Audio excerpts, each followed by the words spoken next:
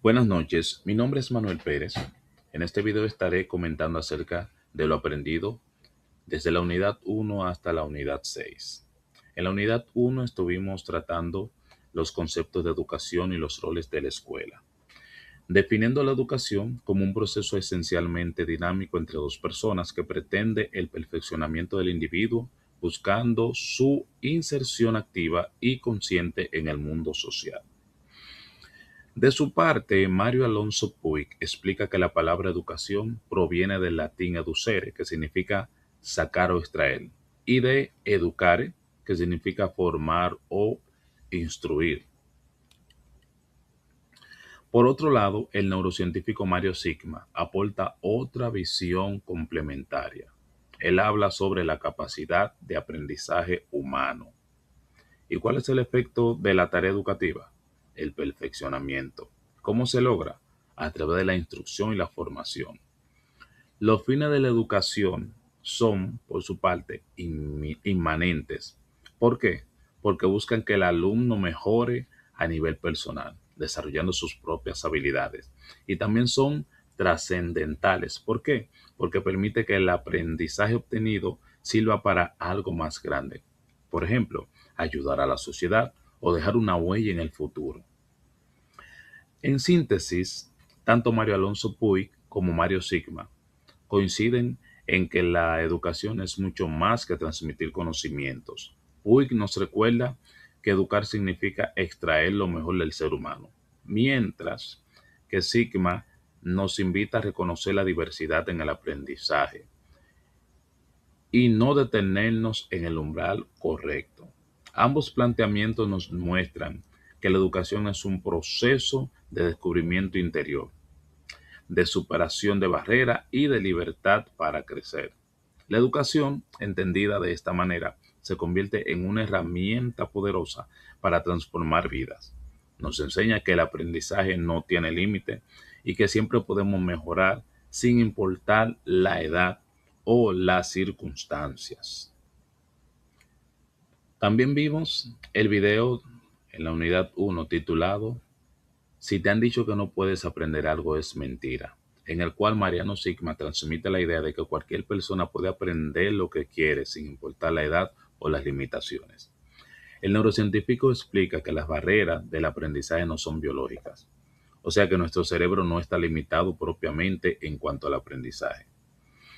Las barreras suelen ser propiamente psicológicas, o sea que ocurren dentro del estudiante y son manifestadas a través del miedo y la ansiedad.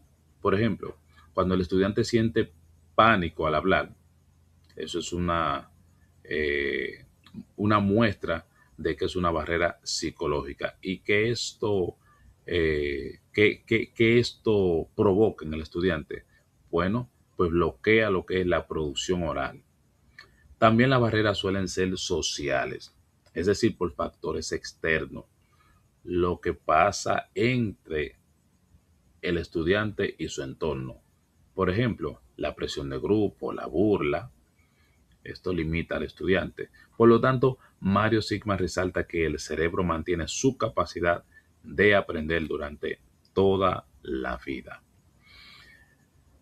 Otro video que estuvimos viendo es el titulado El gran juicio a la escuela actual. Algo está mal. Se hace un juicio crítico contra el sistema educativo actual, en el cual se argumenta que es obsoleto y perjudicial para la creatividad individual. Muestra que casi todo el mundo o todo en el mundo ha cambiado, como los celulares, los carros, entre otras cosas, pero los salones de clase siguen siendo iguales a los de hace 150 años. Se dice en el video que la escuela se creó para preparar gente que trabaja en fábricas y no para un mundo moderno. Que el sistema actual trata a los niños como si fueran iguales, obligándoles a aprender lo mismo y de la misma manera. ¿Y qué provoca esto? Que muchos se sientan tontos, cuando en realidad tienen otros talentos. También se explica en el video que los profesores no tienen la culpa, o sea, no son los culpables, porque también están atrapados en un sistema que no funciona. En pocas palabras, En pocas palabras, el video muestra cómo la escuela actual mata la creatividad y necesita actualizarse para que cada estudiante pueda brillar según sus propios talentos.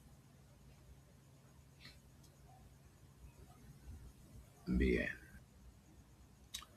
Otro video que estuvimos viendo en esta unidad uno es el titulado La escuela como institución social, en el cual aprendí que cuando nos referimos a escuela no se trata de un edificio, sino de una comunidad de vida. Es un órgano dependiente de la sociedad. No es solo una reunión de alumnos y maestros, sino el lugar donde se ordena y cumple la educación institucionalizada. Definimos lo que es la educación espontánea, que es el aprendizaje que se adquiere de manera natural, difusa y sin una planificación previa. Se basa en la imitación y la interacción en el entorno social y familiar. También definimos lo que es la educación sistemática, que es una influencia planificada y metódica, que busca transmitir conocimientos, habilidades y valores mediante objetivos definidos. Otro tema que estuvimos tratando es acerca de la fisiología de la educación, las cuatro funciones vitales del sistema educativo, que son la función condensadora, que es la institución encargada de concentrar lo que se va a transmitir al alumno, evitando la dispersión cultural. Está también la función seleccionadora, que selecciona influencias en función de la sociedad actual, se adapta al ambiente que la rodea. Está la función coordinadora, que, que es integral, sin caer en el reduccionismo. Y por último está la función amplificadora, que se encarga de extender las posibilidades sociales y culturales más allá del entorno familiar. Otro punto que tocamos fue el peligro del aislamiento. Cuando la escuela se aísla de la sociedad, deja de cumplir su función principal, que es la formación integral de la persona para que pueda integrarse y participar activamente en la sociedad. Y se presentan varios peligros críticos cuando la escuela le da la espalda a la sociedad. Se presentan peligros críticos como son obsolencia del conocimiento. Se enseñan contenidos y métodos que ya no tienen aplicación en la vida real, por lo cual los estudiantes sienten que lo que aprenden es inútil, lo cual genera desmotivación y abandono escolar. También otro peligro es la brecha de habilidades. La escuela sigue formando para un mundo que ya no existe. Por ejemplo, priorizando la memorización sobre la resolución de problemas, dejando a los jóvenes indefensos frente al mercado laboral y los retos sociales actuales. Otro peligro es la desconexión emocional y ciudadana. Si la escuela ignora los problemas del entorno, como son la pobreza, diversidad, conflictos, pues los estudiantes no desarrollan empatía ni sentido de responsabilidad civil. Se pierde el rol de la escuela como motor de cambio social. Pasamos a la unidad 2, la educación como problema. Uno de los videos que nosotros vimos en esta unidad es el de Ruth Morales, la cual imparte una conferencia donde introduce el tema cambio de realidad. Ella explica que la realidad funciona como un espejo de lo que llevamos dentro. El mundo exterior no es algo que nos sucede por azar, sino una proyección de nuestras creencias y pensamientos. Según Ruth Morales, vivimos en una especie de ilusión donde todo está al revés de lo que nos enseñaron. Y para cambiar nuestra vida, no debemos luchar con lo que pasa afuera, sino desaprender nuestra forma de ver las cosas. Con esto, ella nos afirma que no somos creadores de nuestro escenario de vida, y al cambiar nuestra percepción interna, nuestra realidad física se transforma de manera automática. Otro video comentando, socializando en la unidad 2 es el maestro y el 5%. Es una reflexión sobre la enseñanza y la excelencia, en la cual un profesor sostiene que en cualquier grupo humano, ya sea de alumnos, médicos o abogados, solo un pequeño porcentaje, refiriéndose al 5%, tiene la capacidad, el compromiso, el talento para marcar una diferencia real y convertirse en profesionales brillantes, mientras que el otro 95% no aporta nada significativo y simplemente pasa por la vida sin dejar huella. Y concluye que ese 5% solo el tiempo lo determinará. La enseñanza que nos da es que nadie pertenece a ese 5% de los mejores. No, sino que es nuestro nivel de compromiso, ética y esfuerzo lo que nos coloca en ese grupo selecto. Otro video que estuvimos socializando es titulado El docente. En este video el maestro y pedagogo Gregorio Luri argumenta sobre la educación y el papel de las familias en la sociedad actual. Su mensaje principal es que los padres deben confiar más en su intuición y en su sentido común, en lugar de estresarse buscando respuestas perfectas en internet o en los libros. Para Gregorio Luri, lo más importante en la educación actual es enseñar a los niños a prestar atención, lo que él llama el nuevo cociente intelectual. Y para lograrlo, recomienda actividades clásicas como leer despacio, aprender música o platicar matemáticas. Sobre esto, el aprendizaje que podemos sacar es que educar no es aplicar una fórmula compleja, sino estar presente, recuperar la calma y entrenar la capacidad de enfoque de tus hijos en un mundo, ¿no?, que constantemente trata de robarle ese enfoque. Otro video que estuvimos tratando es el titulado El estudiante. En este video el experto en educación Tony Warner nos deja como enseñanza que debemos cambiar nuestra forma de entender el éxito educativo. Él cuestiona el hecho de que todos los jóvenes deben ir a la universidad, argumentando que el sistema educativo solo funciona realmente para un 20% de los estudiantes, porque muchos jóvenes terminan en empleos que no requieren título o sufren inestabilidad laboral porque el sistema no les ofreció otras alternativas válidas.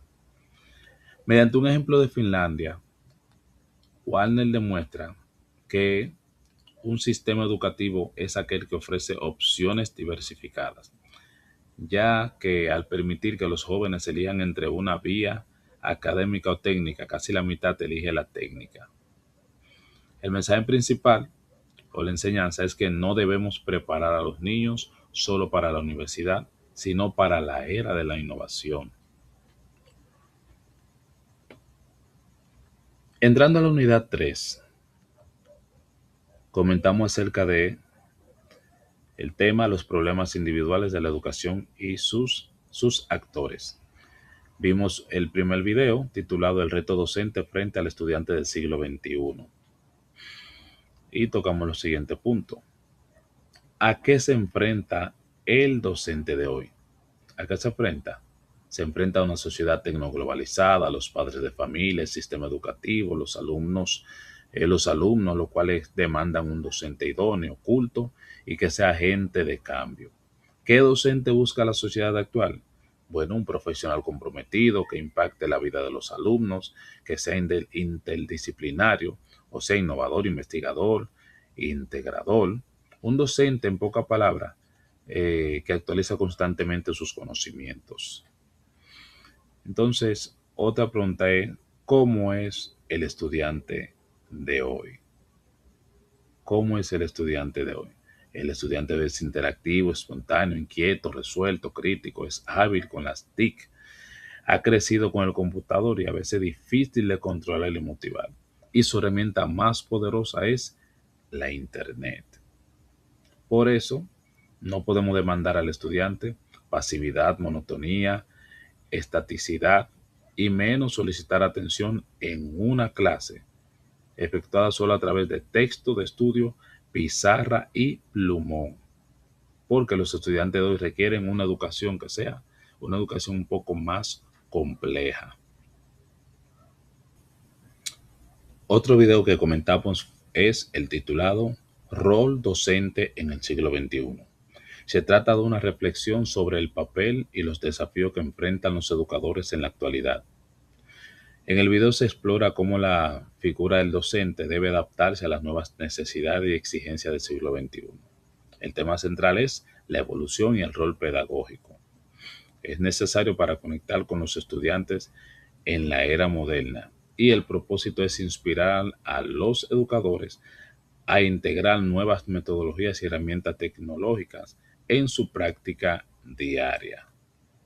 Se puede entender sobre este video que el docente ya no es quien transmite información, sino un facilitador que debe adaptarse en un o a un entorno que es cambiante. Pasamos a la unidad 4, titulado o titulada Los fundamentos socioculturales, políticos y económicos de la educación. Bueno, vimos un video titulado La educación sociocultural, presentada por el profesor Mario Biché, en el que se analiza cómo la educación sociocultural puede transformar la escuela tradicional o bancaria, que se centra en en la acumulación de conocimientos, en una escuela comunitaria que busca estructurar grupos sociales solidarios y sostenibles, fomentando la colaboración entre grupos sociales.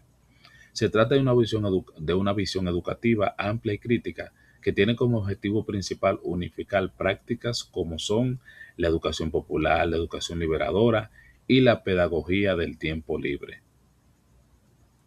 ¿Qué se puede aprender sobre este video? ¿Qué aprendí? Que la escuela debe ser un espacio vivo, inclusivo y solidario, que trata de convertir el aprendizaje en una aventura compartida, donde lo más importante es convivir y mejorar nuestra sociedad mediante el diálogo y la ayuda mutua. También estuvimos comentando el video 2 que trata acerca de la educación en la sociedad del conocimiento. Presenta una visión general de la educación en la sociedad del conocimiento. Se explica la transición de la sociedad de la información, que es el nombre que se le da a la generación de la época de los 80, que se caracterizaba por la valoración del dato, donde el tener acceso a la mayor cantidad de información posible era considerado como el factor más importante para tener relevancia en la sociedad. Había un gran crecimiento de los medios masivos de comunicación y la información se recibía de manera amplia e indiscriminada. Pero había un problema y es que ese acceso no garantizaba la adquisición de conocimiento real. ¿Por qué? Porque faltaba la capacidad de procesarla e interpretarla. Entonces, a partir de los 90 surge lo que es el concepto de sociedad del conocimiento, en el cual además de conocimiento se requiere que las personas tengan la capacidad de procesar información, poder interpretarla. Se describe la sociedad actual también en ese mismo contexto en el video, con el concepto de sociedad 3.0 y 4.0, como una etapa innovadora basada en cambios sociales, tecnológicos, la globalización y los nómadas del conocimiento, haciendo referencia a las personas creativas que saben trabajar en distintos entornos, distintas personas y con distintas herramientas. En resumen, ¿qué se aprende sobre este video? Que cómo la educación ha tenido que cambiar para qué, para adaptarse a la sociedad del conocimiento, o sea, de la sociedad de la información a la sociedad del conocimiento. El próximo video o el siguiente video que vimos es el titulado Educación y Sociedad. Se trata de una conferencia impartida por Juan Carlos Tedesco. En la misma él argumenta que la educación es la base fundamental para romper con el círculo de reproducción de pobreza y construir una ciudad más justa. Tedesco enfatiza que una educación de calidad para todos no es solo un proyecto pedagógico, sino un proyecto de sociedad que requiere políticas de Estado a largo plazo, inversión en la educación y un fuerte compromiso docente con los resultados de aprendizaje de los estudiantes. ¿Qué aprendemos de este video? Que mejorar la educación no es solo un tema pedagógico, sino un proyecto de sociedad para que sea realmente efectiva y justa. Eh, bien, algo más que también aprendí es que la educación es la herramienta principal para anticipar el futuro y construir una sociedad más justa, y que no hay una solución mágica, sino que se requiere de un esfuerzo conjunto y constante. Bien, en la unidad 5 nosotros pudimos ver un video que habla sobre la comunidad educativa. En este video se trata de un fragmento noticiero en el cual una especialista llamada Milta Goldberg explica el concepto de comunidad educativa, diciendo que es más que llevar a los niños a la escuela o firmar un boletín. Es más bien, se trata de sectores con intereses comunes que trabajan de forma unida o mancomunada, basándose en la solidaridad, la cooperación y la ayuda mutua. La misma está conformada por alumnos, exalumnos, docentes, directivos, padres y organizaciones. Y otro video de la misma unidad 5 es el que trata acerca de la integración escuela, comunidad y familia. Es un video que aborda la integración entre la familia, la comunidad y la escuela como un proceso vital para mejorar el acontecer educativo. El objetivo de este video es transformar la realidad educativa, el, eh, el bajo nivel educativo de la comunidad, la desintegración de los participantes, la desorganización y el bajo rendimiento escolar. ¿De qué manera? Mediante un cambio de actitud en directivos, docentes, estudiantes y miembros de la comunidad. Finalizamos con la unidad 6, eh, que habla sobre la pedagogía como ciencia. Bien, el video que vimos se titula ¿Qué son las ciencias de la educación? En este video se ofrece una visión integral, o sea que no es una simple explicación artificial, sobre qué son las ciencias de la educación. Se explica en el que no son una sola cosa, sino una combinación de varias disciplinas que se unen para entender cómo aprendemos y enseñamos. El tema es tratado desde sus antecedentes históricos hasta su aplicación profesional actual. En sus inicios, el niño se iniciaba poco a poco en las diversas ocupaciones de las tribus. Era una educación espontánea y natural. No se tenía conciencia del proceso formativo. Todo se aprendía por medio de la imitación y siempre la enseñanza estaba centrada en la religión, las costumbres y la utilidad práctica. El surgimiento de la ciencia de la educación se contextualiza en Francia mediante mediados del siglo XX, como resultado de intensos debates académicos entre posturas positivistas y sociológicas. La postura positivista es aquella que ve la educación como una herramienta técnica que se enfoca en el aprendizaje individual, y la postura sociológica entiende la educación como un fenómeno social amplio que estudia cómo las instituciones y la cultura integran a los individuos en la sociedad. Hasta aquí ha sido este video. Muchas gracias y hasta un próximo.